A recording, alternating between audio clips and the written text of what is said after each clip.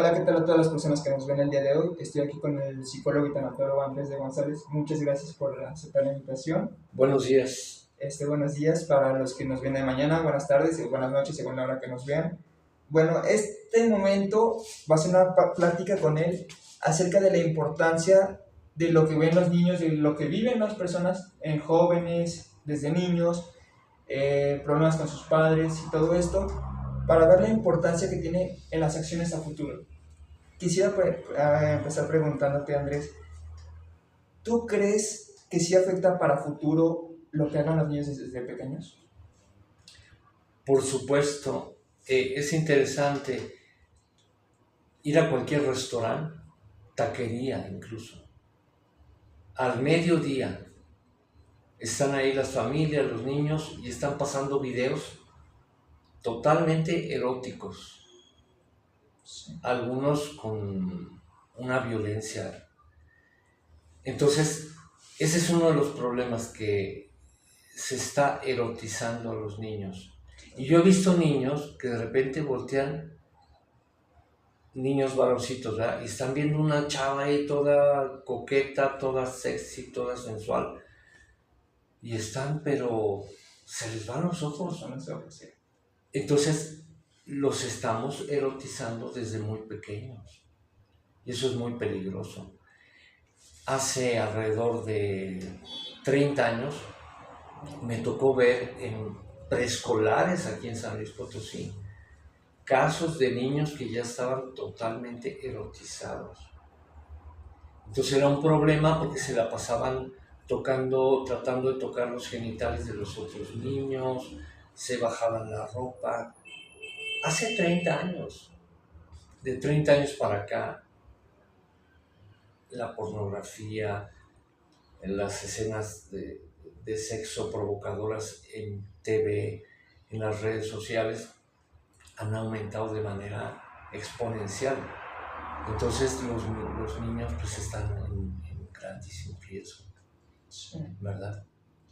Sí, como explicabas ahorita y me pareció interesante el ejemplo que dabas de que los niños, digamos, les pones una mujer así bella y todo y se le van los ojos.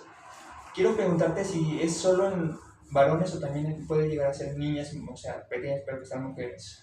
No, por supuesto, la erotización puede ser al hombre o a la mujer. Sí. Y desgraciadamente en todo este ambiente tan permisivo, es normal, los niños juegan, ¿verdad? Juegan, se tocan, se avientan, se revuelcan.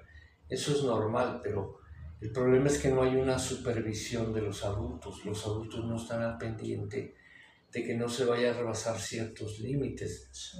No porque, y ni siquiera porque pensemos, ay, es que es algo pecaminoso. No, quitemos eso por este momento. El problema es que un niño erotizado,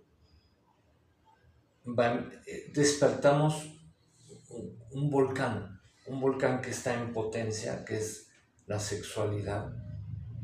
Entonces, no tiene caso despertarlo a una edad tan temprana, porque luego el niño no lo puede controlar. Entonces ahí pueden entrar los pederastras, la gente más, o niños más grandecitos, se dan cuenta que niños ya están un poco erotizados, o niños que estén deprimidos, niños, etcétera. Entonces ahí son frágiles para que otros niños los eroticen. Y eso es un problema.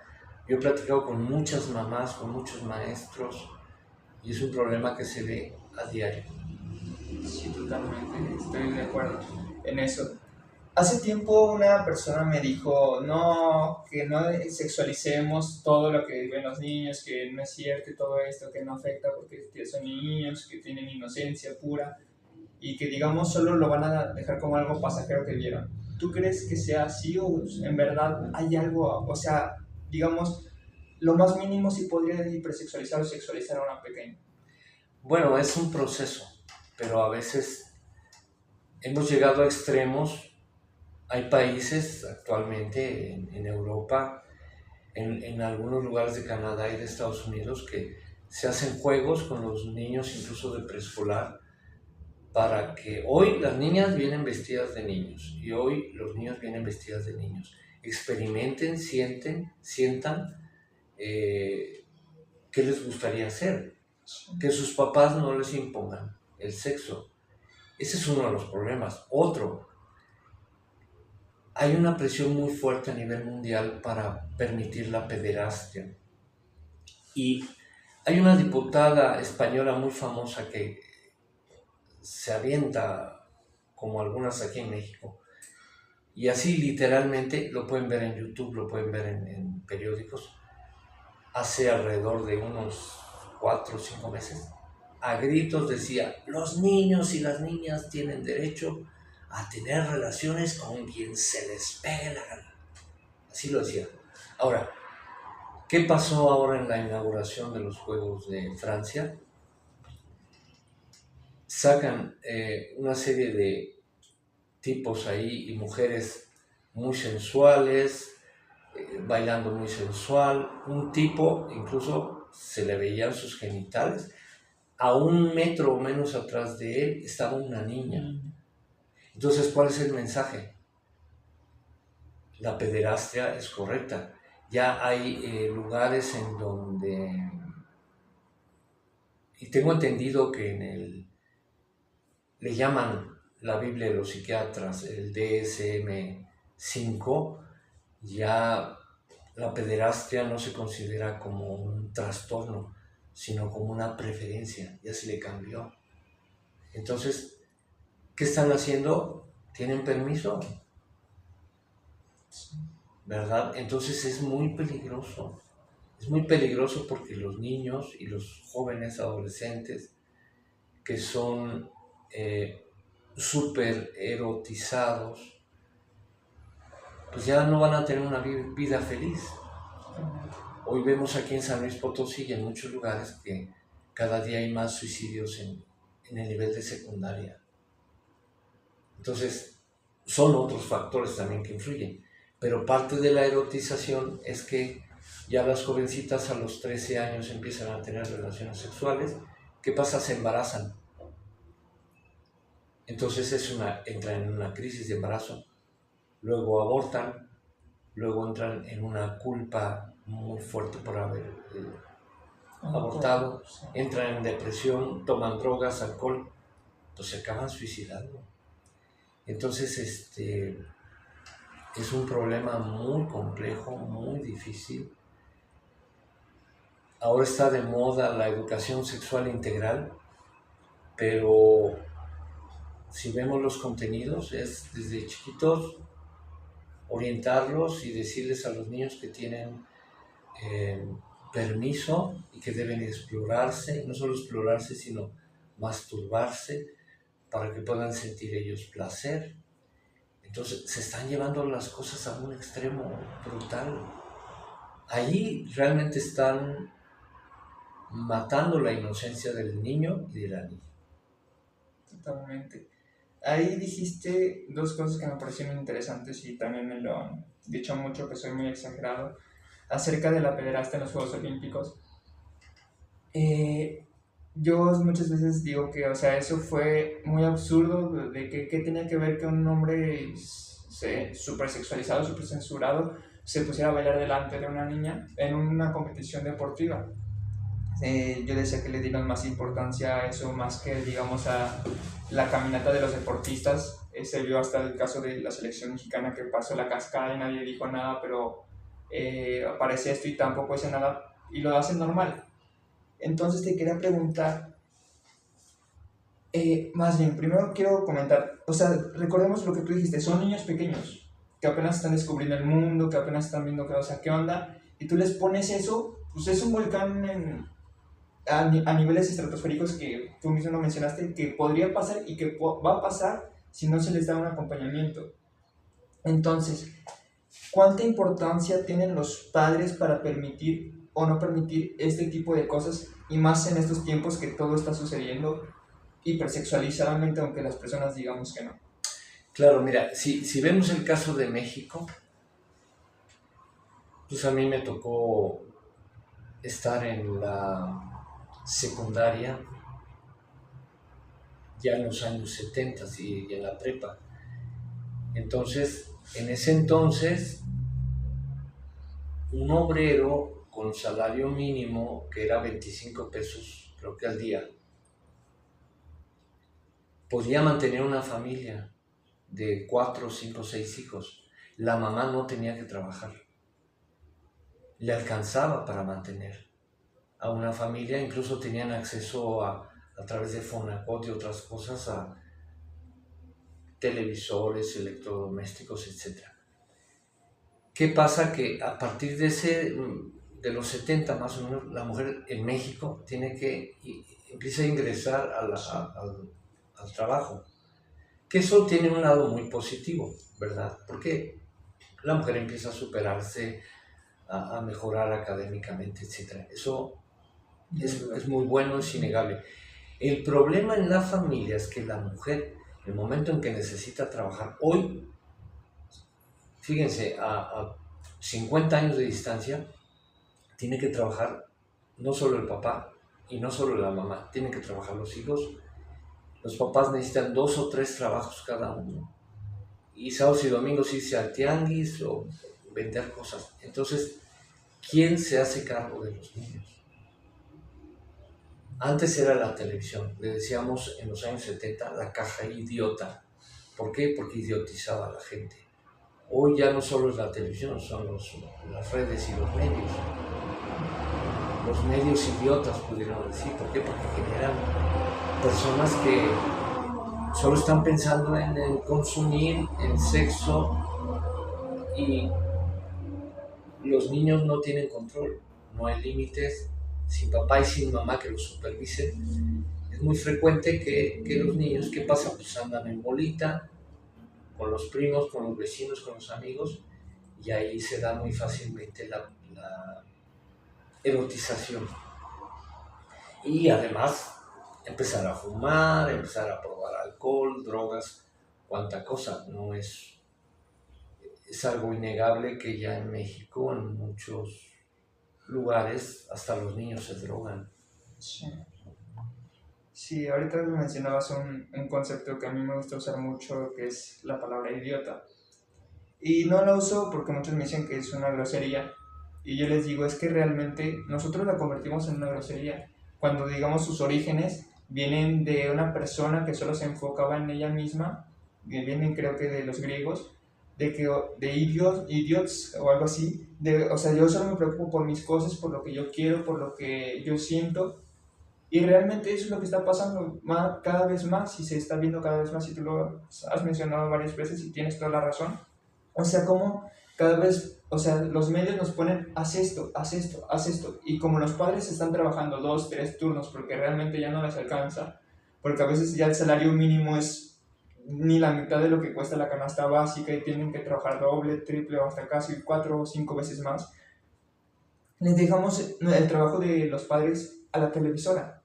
Entonces sí tiene mucho que ver lo que ven los niños, sí tiene mucho que ver lo que escuchan los niños en la música, porque también inclusive yo creo que la propia música ya está hipersexualizada. No sé si tú estés de acuerdo o en desacuerdo con eso o sea, ¿la música está sexualizada o no?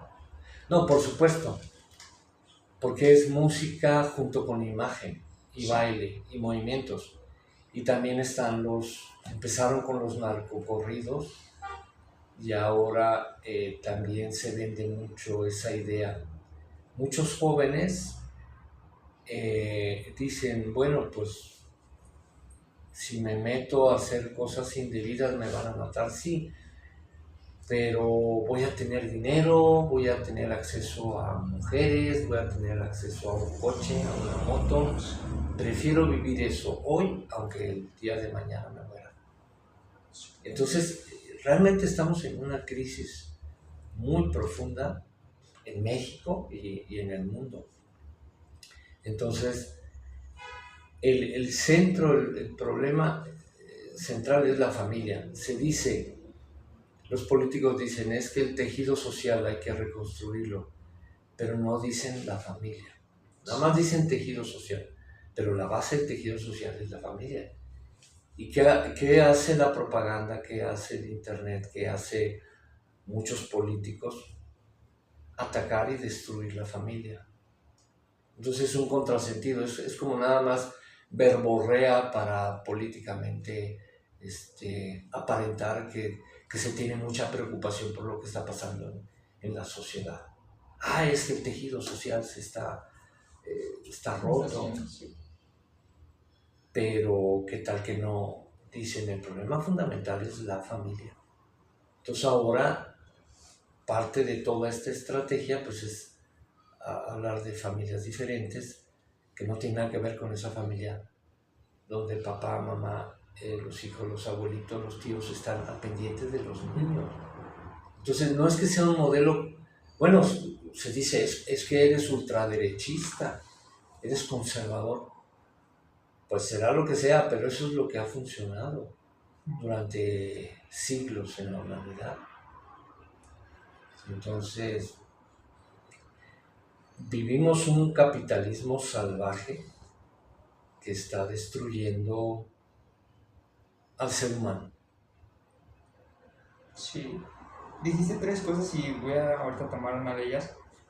Detrás de cámaras hablábamos de una política global acerca de que quieren acabar con la humanidad, de que quieren reducirlo y solo los ricos tener el poder.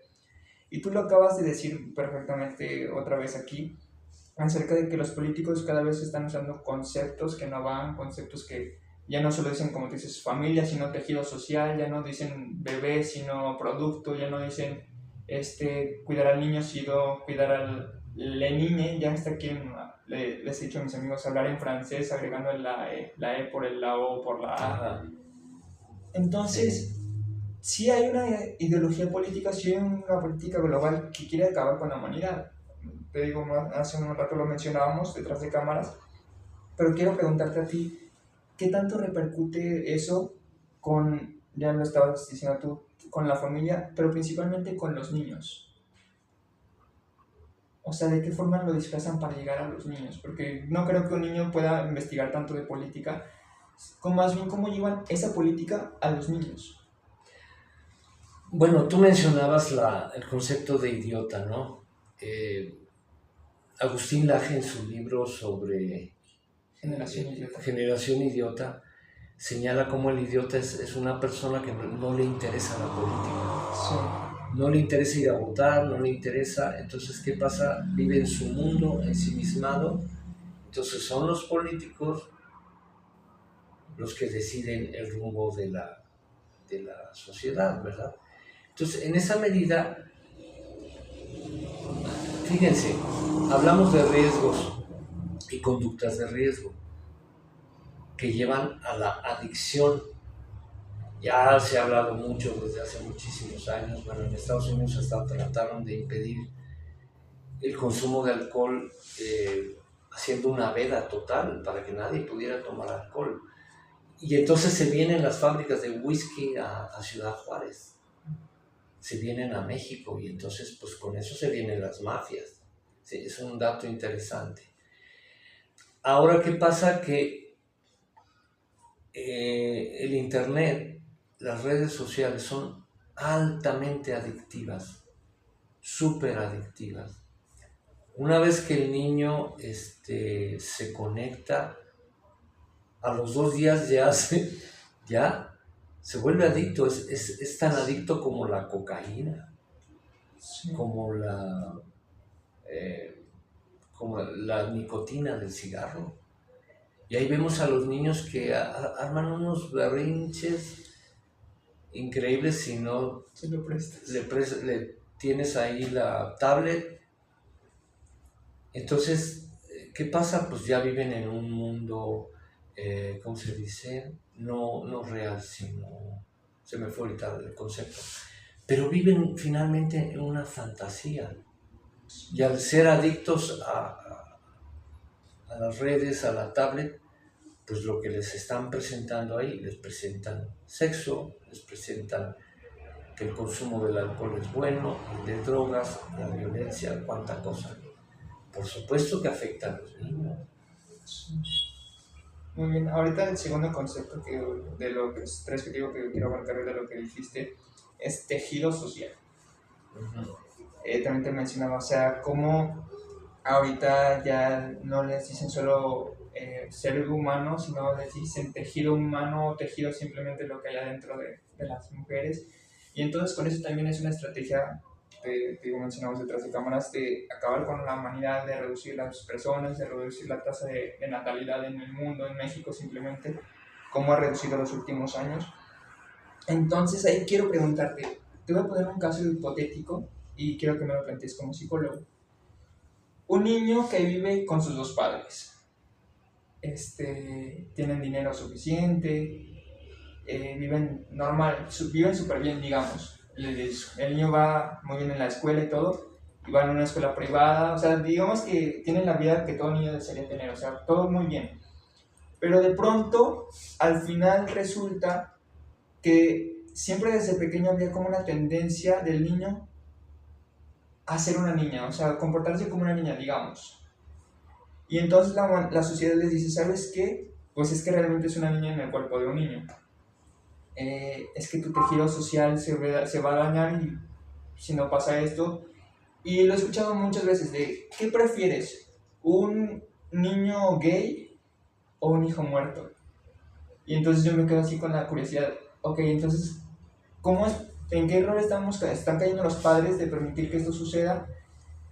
Pero hay algo, lo que te quiero preguntar es, en este niño que vivió súper bien y todo eso, y es hijo único, y sus papás querían una niña, no un niño, pero él nació niño, ¿eso repercute para que él se comporte como una niña? ¿De que sus papás hayan querido tener una niña? Bueno, aquí hay varias cosas. Si un doctor te dice, ¿qué prefieres, un niño gay o un niño que se transforme en niña o un niño muerto? Eso es un chantaje, es un vil chantaje. Es un problema muy complejo, hay que analizarlo muy despacio, pero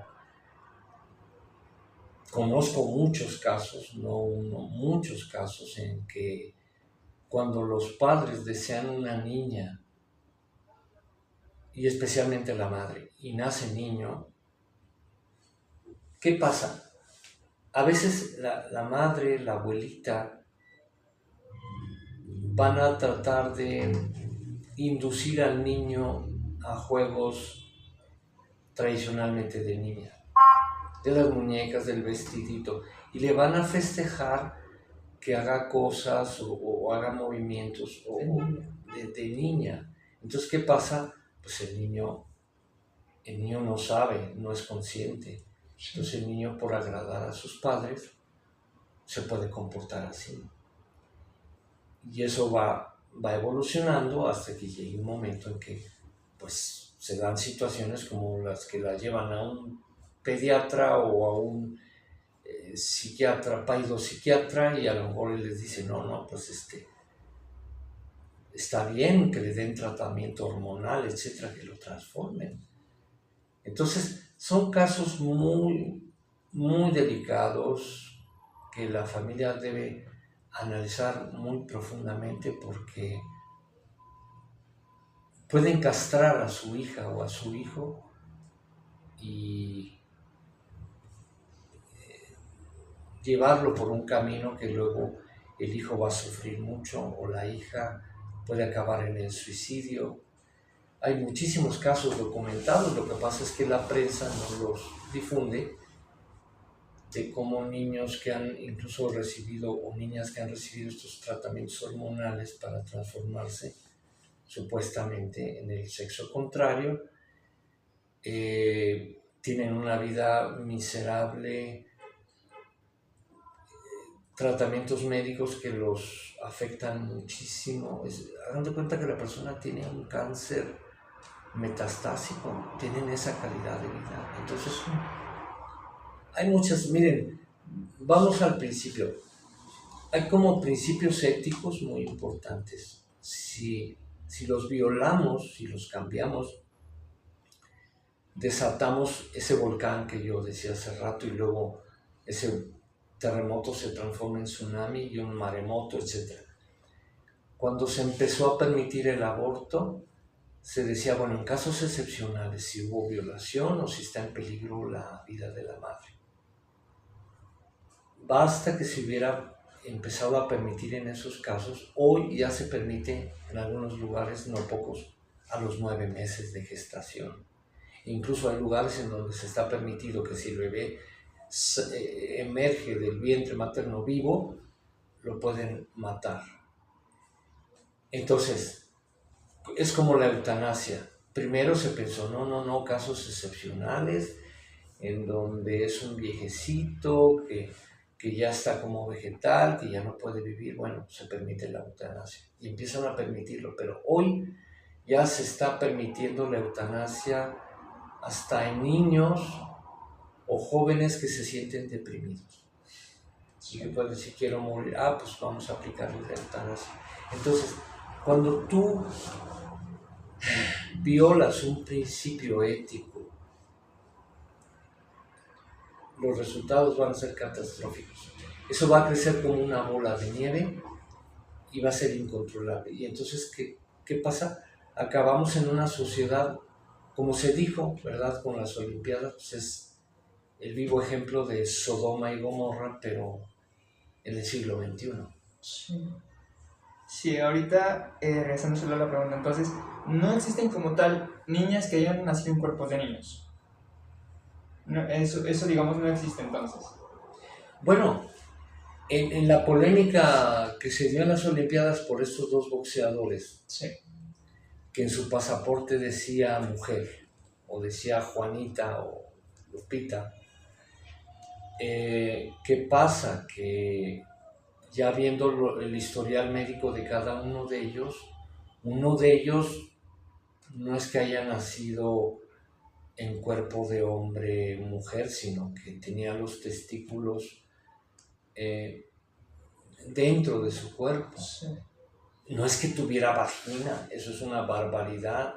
Una vagina tiene que ver con todo un sistema y un aparato reproductor femenino, apto para procrear bebés. Entonces, estos dos boxeadores, cuando se les hace el análisis de ADN, ¿qué pasa? Pues son varones.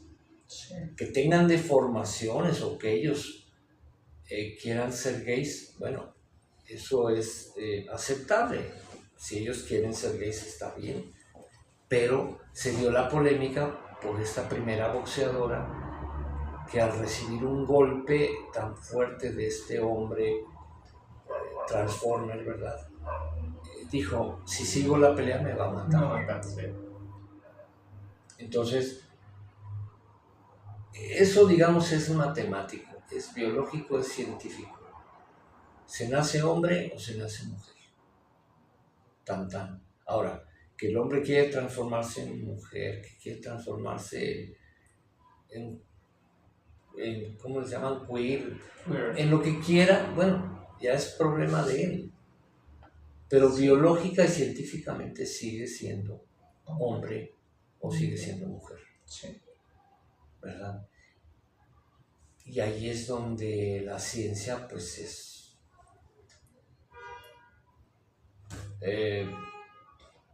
determinante, ¿verdad?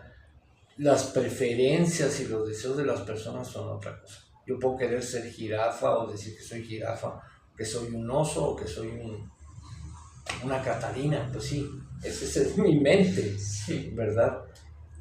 Pero la realidad biológica es determinante. Sí, ahí por ejemplo tocaste un caso muy, muy particular y realmente ahí es la conexión de lo que yo decía de, ok, entonces no es una niña que nace en cuerpo de niña ni al revés. Y luego también tocamos el tema de que un padre o una madre quiera tener un hijo del sexo opuesto al que nació. Entonces, en el caso de estos dos boxeadores, que estoy totalmente de acuerdo contigo, resulta ser que son hombres con una, digamos, una deformidad física, porque sí puede llegar a pasar, en la que se parece como una mujer, más no es una mujer.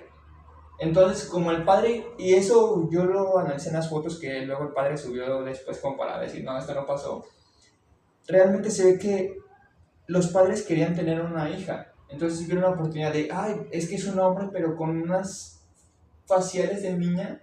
Ok, entonces como yo tengo un hijo, ahora quiero una niña. Ok, entonces eres una mujer. A pesar de que la ciencia, de que la biología diga que eres un hombre, yo quiero tener una hija, apareces así, eres una mujer. Y te educo todos los años como una mujer. Entonces ahí la importancia de lo que estamos diciendo de cuál es el nivel de que un padre entre en la vida de sus hijos. También mencionabas ahorita acerca del aborto. Bueno, nada más un detalle, mira, por eso yo creo que es muy importante que no se aceleren las cosas. Sí. Si un niño, una niña, un adolescente afirma, dice, yo no quiero, yo tengo una preferencia sexual por mi mismo sexo, ok, pero hay que darle la oportunidad para que llegue a una etapa de madurez, Sí. ¿verdad? Para que esa persona ya decida cómo va a ejercer su sexualidad. Y sí, pues obviamente se le da la libertad. El problema es que si de muy pequeño o de adolescente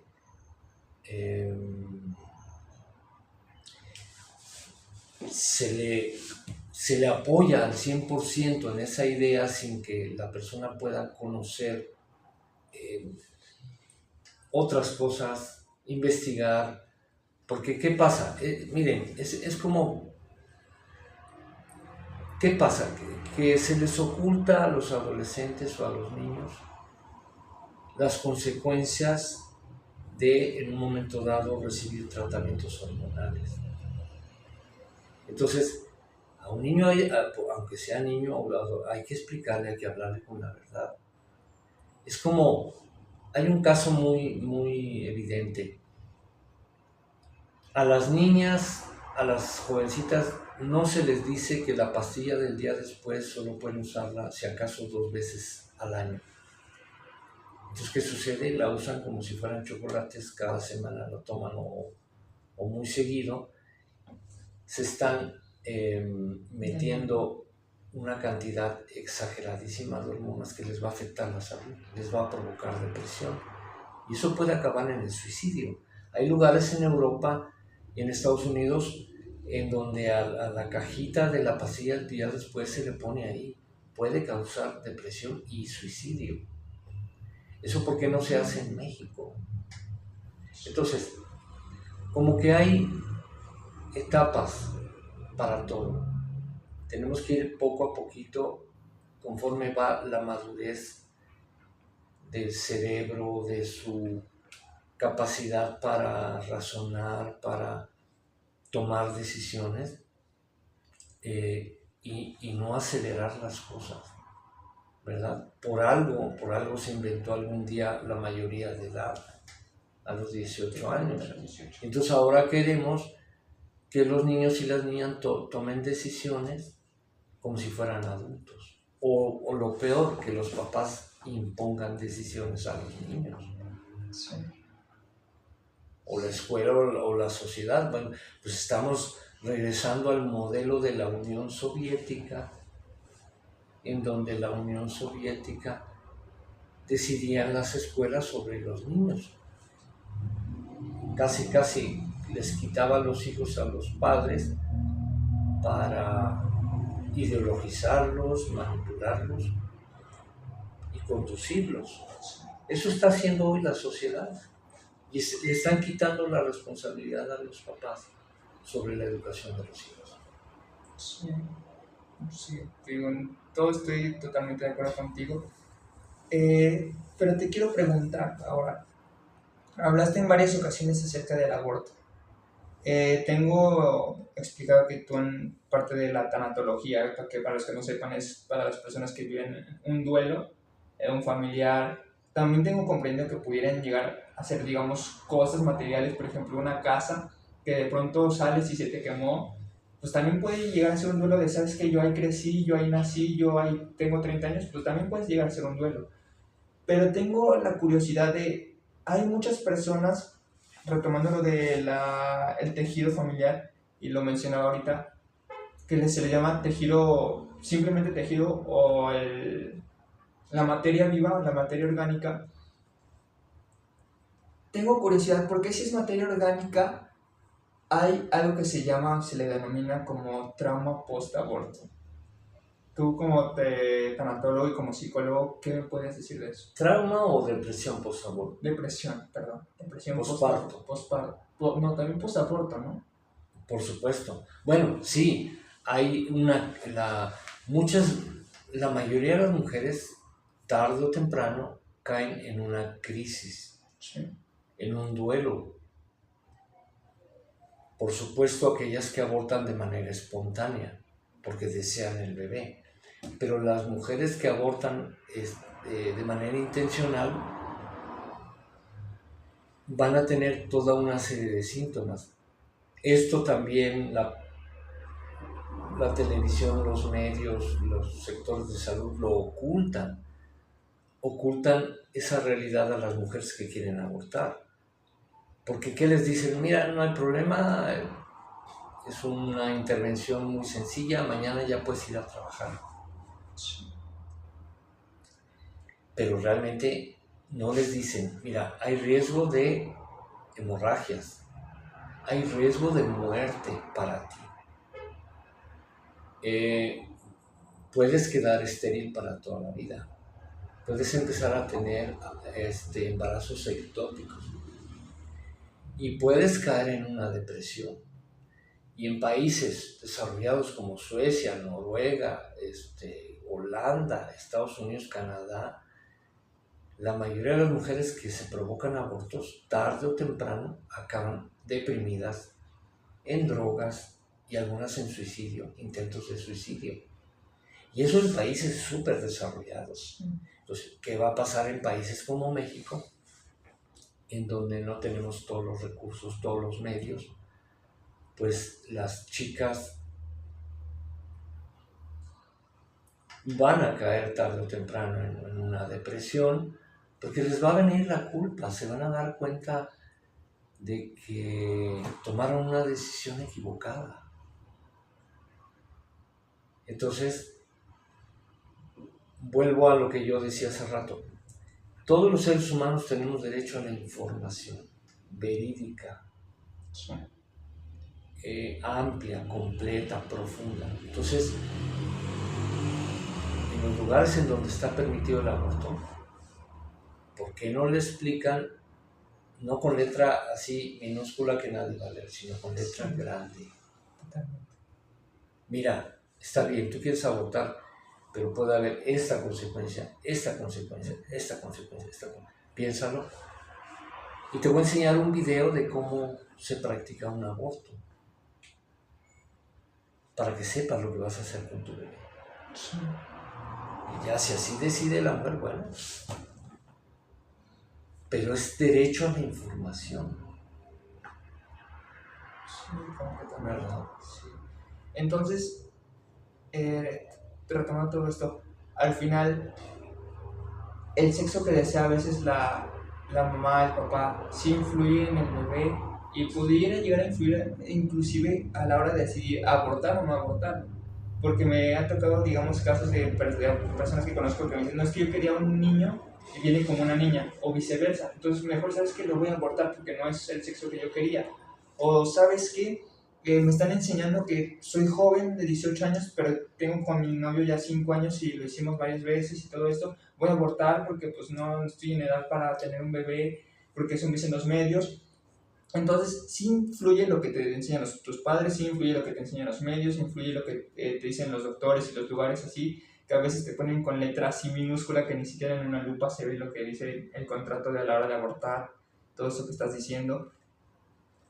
Pero al final el punto que también quiero tomar de esto es, si hay un bebé, si hay un ser humano adentro de la mujer, no es solo una materia. Es un ser humano. Desde mi punto de vista, y no solo yo lo digo, lo dicen millones de personas, en el momento de la fecundación ya es un ser humano con un ADN único y una persona. Vean en YouTube la historia del rey de los abortos.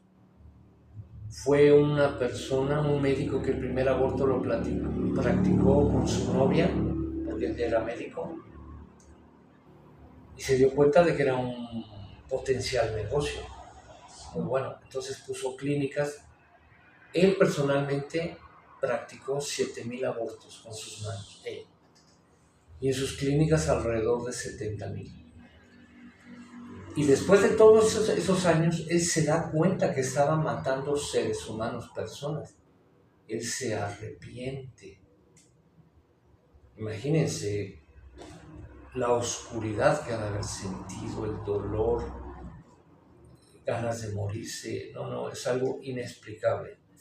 Tener en las manos 7,000 asesinatos y en mi empresa 70,000. Y este hombre se convierte pro vida. Está la historia en internet, búsquenla. Porque entonces cuando él ya se vuelve pro vida, empieza a dar conferencias, testimonios. Entonces yo creo que ese tipo de historias se ocultan, no se difunden, no se dan a conocer. ¿Por qué? Porque no quieren que tengamos todo el panorama para tener los suficientes elementos para tomar decisiones. Entonces nos toman como idiotas en el mal sentido, Sí. como tontitos, ¿verdad? Ujú. Entonces yo creo que todo ser humano, y cuando empezó el feminismo, ¿verdad? En el sentido de los derechos de la mujer al trabajo, el derecho de la mujer a votar, porque había lugares en donde la mujer no podía votar. Todo eso está fundamentado ¿en qué? En los derechos humanos. Y ahí está incluido el derecho a la información para poder tomar decisiones. Entonces hay cosas rescatables de cuando nacieron estos movimientos. El problema es que luego pues ya acabaron en cosas desastrosas que están acabando con la humanidad. Sí, completamente de acuerdo. Yo ahorita ya casi por último, Uh-huh. le diré que ahorita hablaba del feminismo. Yo digo que el feminismo como así en su filosofía base era bueno porque promovía el impulso de la mujer al trabajo, a la información, pero al final es lo que menos se da, es lo que menos se le da a la mujer, es lo que menos se le apoya. Y ahora el feminismo de la cuarta o quinta ola, no estoy seguro, es el aborto que al final las daña a ellas, porque pueden que mates a una mujer que viene a la vida, porque dañas a la mujer que está haciendo esto. Entonces, todo esto realmente sí importa lo que se enseña en los medios, sí importa lo que se enseña a nuestros padres. Y al final, el punto también que hablábamos de sí afecta desde el primer momento en el que está en el vientre. ¿Y por qué? Porque puedes crear una hija y eso cambia las decisiones de tu hijo. Eso puede que tú seas una persona que ya se hipersexualizó y tu hijo puede venir con esa, pues, digamos, consecuencia de hipersexualización, de querer ver y ver y ver como sus padres, porque eso fue lo que se les enseñó a ellos.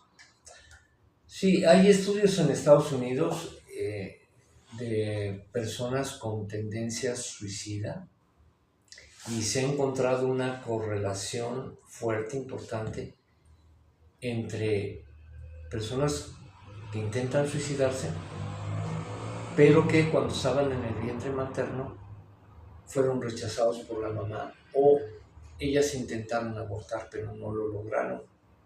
Sí. Entonces ahí se ve cómo desde el vientre materno hay una influencia muy fuerte. Y luego, bueno, pues ya una vez que nace el bebé, pues todo el ambiente, ¿no? Entonces son temas muy interesantes que valdría la pena que se discutan, que se platique con los jóvenes para que tengan el panorama completo, ¿verdad? Psicólogo, tanatólogo Andrés González, muchas gracias por este espacio, muchas gracias por esta entrevista que me permitió hacerle. No sabe lo provechosa que es para mí, espero que también para los que nos estén viendo y hayan escuchado. Le agradezco su tiempo y espero que esta sea, digamos, la primera de varias entrevistas que podamos compartir. Y bueno, muchas gracias y no sé si quiera mandar un mensaje final, algo que quiera decir. Bueno, un saludo a todas las personas que que nos estén viendo, que nos vayan a ver. La verdad nos hará libres. Hay que investigar. Incluso en internet se puede investigar también. Pero hay que ir a los libros. Es donde podemos encontrar la información más verídica y más valiosa. Sí. Hasta luego. Muchas gracias.